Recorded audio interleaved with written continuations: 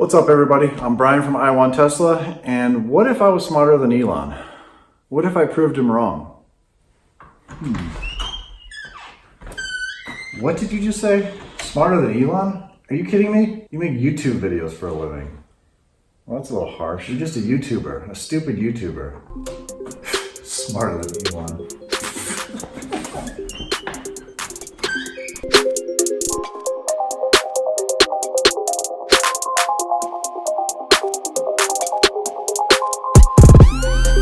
And today, we're going to test out what Elon said I was wrong about. Elon must have saw my video about the door latch, the safety latch.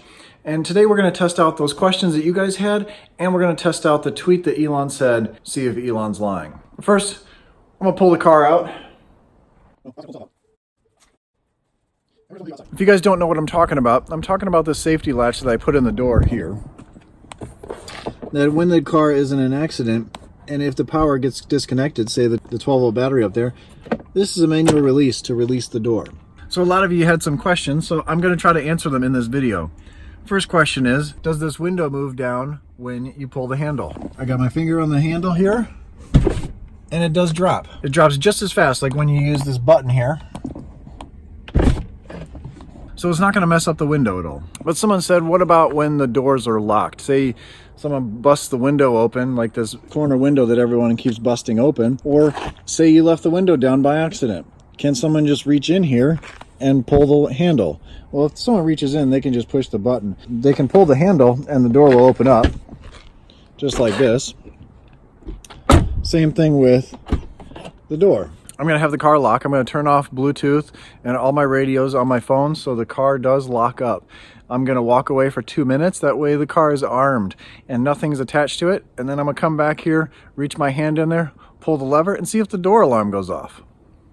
All right, it's been 2 minutes. I grabbed a key card just in case the alarm does go off. I can easily turn the alarm off. That way my neighbors don't think something's weird's going on. But I went in the house for a little bit, and now I came back out. I heard the doors beep as I got into the house, so it's been over 2 minutes. The alarm should be set. What if the alarm does go off? By the way, this is a what if video. I don't know if I mentioned that earlier. We're gonna reach in again. All my radios are off. I've got my phone on airplane mode. So we're gonna walk up to the car. And you can see the door is not gonna open. This door won't open. We're gonna reach in, grab the handle,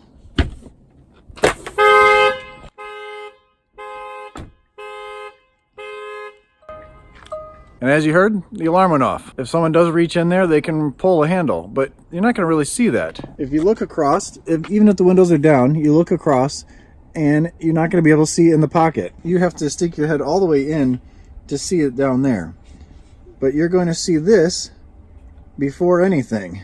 And they're just gonna reach in and open the door that way. So I don't think that's really an issue, because if they've already broken the window to get in the car, they're already in the car. So the little handle there isn't going to make any difference. One good theft deterrent is actually tinting your windows with some good tint, some ceramic tint. I got my windows tinted here in Charlotte by Sun Stoppers. It's an XPEL tint, so it's really thick. And when someone does break the glass, if they try to get in there, it all sticks together, and it's really hard for someone to actually get in the car with window tint. And if you're in the Charlotte area and you want to check out Sun Stoppers, there'll be a link down below. There's like 9 locations all over Charlotte area. One of the other questions was, a kid sitting here can just easily reach that and pull that handle while you're driving. Well, first of all, you should really talk to your kids about what that is for. Just like anything, you want to teach your kids what to do and what not to do. If you tell them that is just for emergencies only, like a fire extinguisher, then they're less apt to do that. If they're old enough to understand that, then they're old enough not to pull the handle. But if they're in a car seat, they're going to be up higher. Their arms are a lot shorter than mine. They're not going to be able to reach that at all. I'm sitting here and I can reach it, but I'm 6'5". My arms are really long. If my arms are as long as just my forearms are, and I'm up here, my hand is not going to reach. I don't think it's much of an issue, the kids possibly reaching there. Some kids are real older. They could pull the handle to open the door. But the next question was, what if you're traveling down the road at 70 miles an hour and they pull the handle? What happens? First of all, everyone should be wearing one of these. This is what's going to save your life at any point in time in the car. These are what's going to stop you from falling out of the car. These are what's going to stop you from, in an accident, flying out of that glass roof. Think about it. Jeeps have been driving around town without doors for quite a long time, and you're wearing one of these. Convertibles have been a thing for a very long time. Most Jeeps are convertible, and you can take the doors off. I used to drive around like that when I was 20. All the time, I would wear my seatbelt, because that's what's going to protect you, and that's what's going to protect your kids back here. One of these. This handle is just going to possibly save them just in case of an accident. So now I'm going to go down the road at 70 miles an hour, pull the handle, and see what happens. See if the door opens up. I guarantee it will. I know it will, because it opens up when the car is locked. Guess what also happens when you're going 70 miles an hour? The wind is coming down the side of the car at 70 miles an hour, which is going to make it very tough to open that door. Very unlikely that a kid is going to pull the handle and open the door to fly out. There's very, very slim chance at that. But guess what? I'm gonna do that for you. I'm gonna get the car to 70 miles an hour, put it in autopilot, jump in the back seat, and see if I can open the door for you. What if I really did that? All right, so I put the car in autopilot. I jumped in the back seat. Hopefully everything will be fine.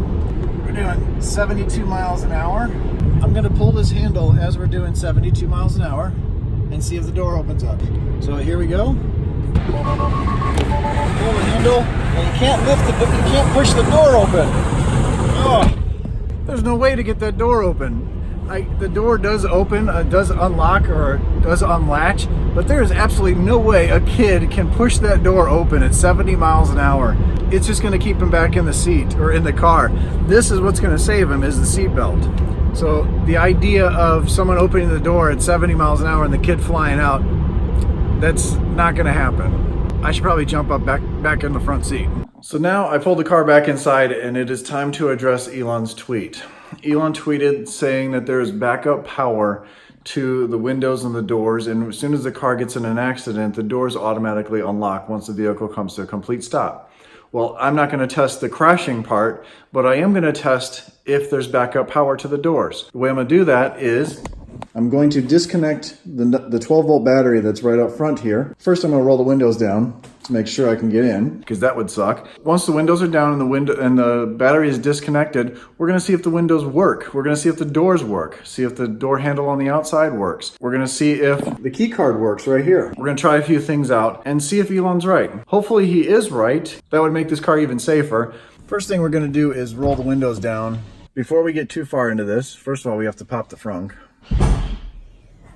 That's always so cool. Before you do any electronic work, before you do anything to the car, if you're doing any wiring or anything like that, you always want to power off the screen. And the way you do that is you go to safety and security and you hit power off.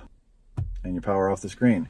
All you have to do is put your foot on the brake to power everything back on. So now the windows are down, the doors are closed, and to get to the battery's right here. Seems like I'm breaking stuff, but it's really not. It's just clips. And then what you want to do is, it's a 10mm socket. You want to disconnect the negative side first, and then the positive by moving the cords out of the way so they can't touch anything. You want to decharge the system by taking off the negative terminal. After that, we remove the positive. You can still hear stuff. It's supposed to be off. And that's all we're going to do up front here. Once we have the battery disconnected, then we're going to try those things out.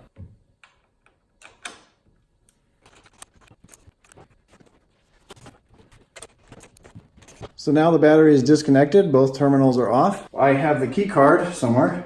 I have the key card, we're gonna see if there's any power to go into it. So the card can lock up. Interesting. So it does unlock. We're gonna see if the windows will roll up. So the windows do roll up. So the battery is disconnected, but the doors and windows still roll up. They must be off of the main power, the main battery pack. The battery is totally disconnected. Yet the doors still work. So Elon, I guess you're right. Gosh, man, I was hoping I was smarter than Elon. That would have been great to just troll him. But you know what? You might be right that there's extra power going to it, but what happens if there's a short in the battery? You know, that battery just gets disconnected, the main pack is punctured or shorted out. Where is that extra power? Where is the extra battery? No one else has found the extra battery. It must be Must be under the seat, part of that whole system, the battery system there. But what happens if it's shorted out and then the door locks don't work? I think it's worth the $18 that includes both doors. I think it's worth the $18 just in case. I mean, it's the cheapest insurance you can buy. There's no other insurance you could buy for $18, and not annually $18, just one-time fee of $18 to protect the occupants in the car that are not replaceable. These cars are replaceable, but people are not. So my final thoughts on this, I think it's awesome that Tesla added the extra power, extra backup. I did not put this in an accident. I hopefully plan on not doing that. Where's some wood? This used to be wood. My biggest worry is the people in the back seat. There is redundant power, thankfully. What happens if? That's the whole thing about this series of videos. What if you're in that bad of an accident where you can't unlock those, where that redundant power is gone? There's so many questions or what ifs that it's worth to me to have these in place. It's there. Why not use it just in case? Because that's what insurance is for, just in case. The straps are showing up Monday. Well, actually, the straps are showing up Saturday, but the video is going to be out Monday.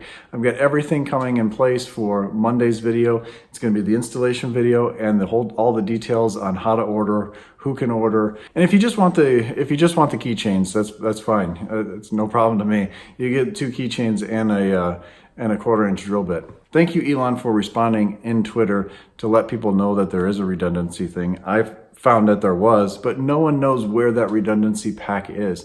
Elon, if you're out there, you're watching this, please fly me out to California. I would love to go through and you show me all the details on this. It'd be a great video. It'd be a great experience for a fellow Tesla owner. I'm all in with Tesla, so it'd be awesome to fly me out there and see how the sausage is made, I guess. These aren't sausage, but whatever. I'm sorry. It's not a pig. You're not a pig, buddy. Bob, you're not that big. Thanks for watching. If you enjoyed the video, give it a thumbs up. And if you thought I was going to be smarter than Elon, yeah, I'm not even close. But I might be funnier than Elon. Stay awesome, stay positive. Stay tuned Monday for the installation video, and I'll catch you on the next one. See ya.